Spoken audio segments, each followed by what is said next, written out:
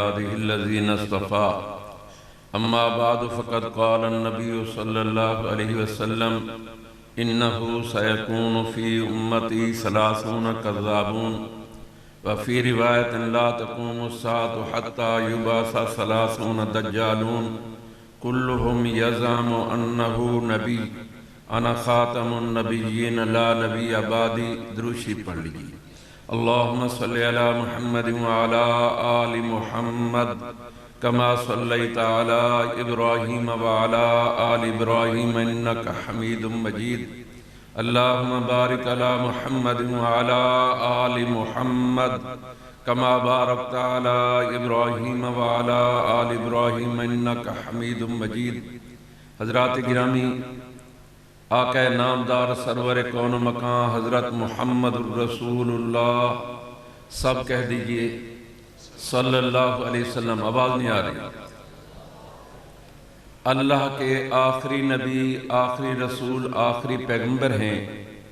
اب آپ کے بعد قیامت کی صبح تک کسی قسم کا کوئی نبی، رسول، کوئی پیغمبر نہیں ہوگا. کوئی ماں ایسا بیٹا نہیں جنے گی جسے اللہ پاک نبوت عطا فرمائے. اللہ پاک پروردگار عالم کے علم میں جتنے نبی آنا مقدر تھے، حضرت آدم علیہ السلام سے لے کر سرور دو عالم صلی اللہ علیہ وسلم تک ایک ایک کر کے سب کے سب تشریف لے آئے. اب رحمت دو عالم صلی اللہ علیہ وسلم کے بعد نبوت کا کوئی مقام ایسا نہیں، کوئی منصب ایسا نہیں کہ اللہ وہ مقام و منصب کسی شخصیت کو دے کر دنیا میں مبعوث فرمائے. دیکھیے، جب یہ عقیدہ اتنا اہم ترین عقیدہ ہے کہ قرآن پاک میں 100 آیات میں عقیدہ ختم نبوت کو بیان کیا گیا، اور رحمت دو عالم صلی اللہ علیہ وسلم کے 200 سے زیادہ ارشادات گرامی میں عقیدہ ختم نبوت کی وضاحت موجود ہے. اور تیسرا نمبر اجماع امت کا ہے. سرور دو عالم صلی اللہ علیہ وسلم کی وفات کے بعد جب سیدنا صدیق اکبر رضی اللہ تعالی عنہ نے زمام خلافت سنبھالی ہے، تو حضرت صدیق اکبر رضی اللہ تعالی عنہ کے زمانہ میں سب سے پہلا اجماع عقیدہ ختم نبوت پر ہوا ہے. اور ایسے ہی چوتھا نمبر قیاس کا ہے. قیاس کا تقاضا بھی یہی ہے، عقل صحیح کا تقاضا بھی یہی ہے. جس چیز کی ابتدا ہو اس کی انتہا بھی ہونی چاہیے. استاجی تو آکے بلویندے پہ انتو بلندے کو نہیں ہو، وہ اللہ دے بندے تو زندہ ہو، اپنے زندگی دے ثبوت دو. جس چیز کی ابتدا ہو اس کی انتہا بھی، جس چیز کا آغاز ہو اس کا اختتام بھی. چنانچہ نبوت کا آغاز اور ابتدا حضرت آدم علیہ السلام سے ہوئی، اور انتہا رحمت دو عالم صلی اللہ علیہ وسلم کی ذات گرامی پر ہوئی. تو عقل صحیح کا تقاضا بھی یہی ہے. آپ جامعہ فاروقیہ میں تشریف فرما ہیں، اس کی ایک ابتدا ہے، ایک انتہا ہے. ہم شجاع آباد شہر میں موجود ہیں. شجاع آباد شہر کی ایک ابتدا ہے، ایک انتہا ہے.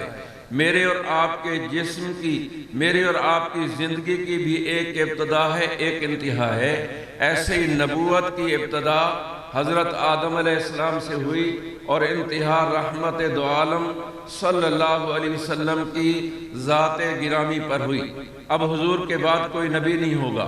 حضرات علماء کرام، مشائخ اعظام تشریف فرما ہیں. جب سچے نبی آ رہے تھے تو کسی جھوٹے نے نبوت کا دعویٰ نہیں کیا، اور جب سچے نبی آنا بند ہو گئے تو جھوٹے مدعیان نبوت اٹھ کھڑے ہوئے. یمن میں اسود انسی نے نبوت کا دعویٰ کیا، یمامہ میں مسیلمہ کذاب نے نبوت کا دعویٰ کیا، ایران میں بہاءاللہ نے نبوت کا دعویٰ کیا، اور قادیان میں غلام احمد نے نبوت کا دعویٰ کیا. اور بھی بہت سارے جھوٹے مدعیان نبوت آئے، جس کی تفصیل آپ ائمہ تلبیس میں پڑھ سکتے ہیں. تو چونکہ مسلمانہ نے بر صغیر پاک و ہند کو فتنہ قادیانیت سے پالا پڑا ہے، تو فتنہ قادیانیت کے خلاف الحمدللہ ہمارے بزرگوں نے بھرپور جد و جہد کی. ایک عرصہ تک یہ قادیان میں ہمارے بزرگ جاتے رہے اور قادیانیت کا مقابلہ کرتے رہے، لیکن قادیان کے گنڈا عناصر سوٹیاں لے کر لاٹھیاں لے کر ان پر حملہ آور ہوتے۔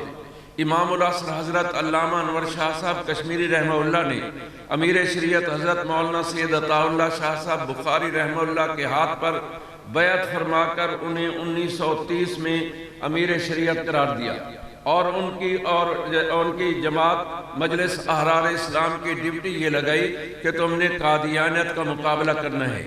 پاکستان بننے سے پہلے قادیان سمیت پورے برِ صغیر میں الحمدللہ ہمارے بزرگوں نے اس فتنے کا مقابلہ کیا ہے۔ میرے استاد محترم فاتح قادیان مولانا محمد حیات رحمہ اللہ، جن سے میں نے قادیانیت سے متعلق اسباق لیے، 14 سال قادیان میں رہ کر ان کا مقابلہ کرتے رہے، اور پاکستان بننے کے بعد ہمارے مجلس احرار اسلام کا قافلہ تتر بتر ہو چکا تھا، کوئی لیڈر کہیں ہے، کوئی کہیں ہے، تو شاہ جی رحمہ اللہ کے نام خطوط آنا شروع ہوئے کہ آپ لوگوں نے ایک عرصہ جو ہے پہلے قادیانیت کا مقابلہ کرتے رہے، اب قادیانی جو ہے وہ منہ زور گھوڑے کی طرح ہنہنا رہے ہیں اور دلتیاں مار رہے ہیں، تو آپ اس کا علاج کریں۔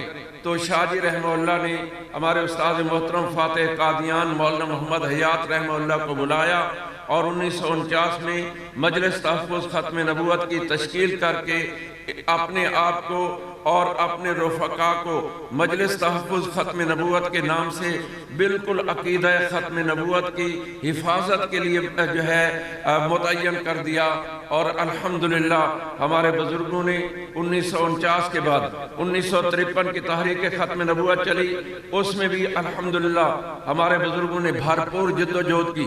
پھر 1974 میں اسمبلی میں جب مسئلہ پہنچا، مفکر اسلام مولانا مفتی محمود، مجاہد ملت مولانا غلام غوث ہزاروی، حضرت شیخ الحدیث مولانا عبدالحق کوڑا کھٹک، مولانا شاہ احمد نورانی، پروفیسر غفور احمد، غرضے کے ایک دینی قیادت اسمبلی موجود تھی، اور قادیانی جماعت کے لاٹ پادری مرزا ناصر احمد نے خود وزیر اعظم سے درخواست کی کہ ہمیں سنا جائے کیونکہ یہ کیس ہمارے خلاف ہے۔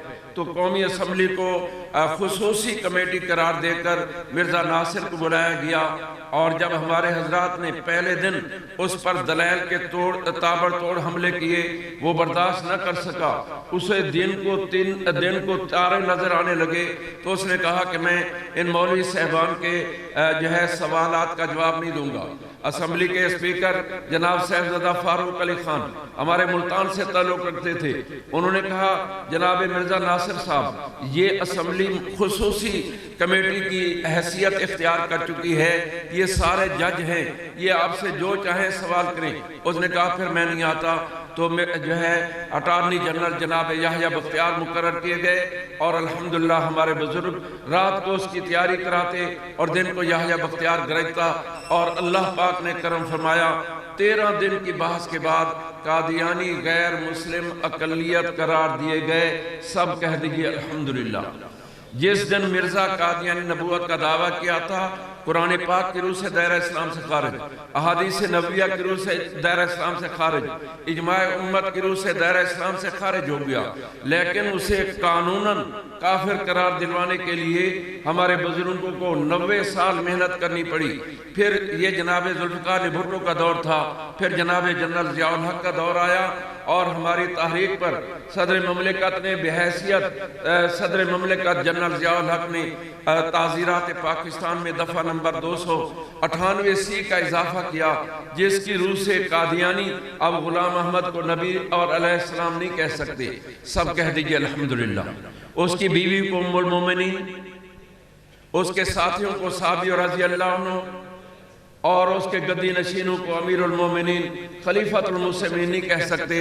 میرے محترم دوستو، الحمدللہ ہمارے بزرگوں نے آج سے 125 سال پہلے جو تحریک شروع کی تھی، جو محنت شروع کی تھی، وہ بار آور ثابت ہوئی۔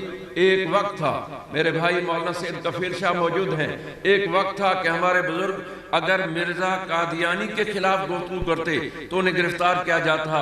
آج اگر کوئی قادیانی مرزا قادیانی کے حق میں گفتگو کرتا ہے تو وہ پابند سلاسل ہوتا ہے، اس کے متعلق قانون موجود ہے۔ الحمدللہ عالمی مجلس تحفظ ختم نبوت پوری دنیا میں آقا نامدار سرور کون و مکان حضرت محمد الرسول اللہ، آواز نہیں آ رہی، صلی اللہ علیہ وسلم کی ختم نبوت کے لیے مصروف عمل ہے۔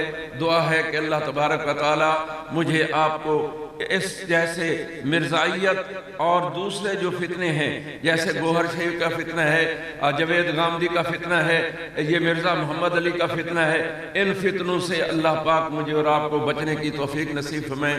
اقول قولی ھذا والحمدللہ رب العالمین۔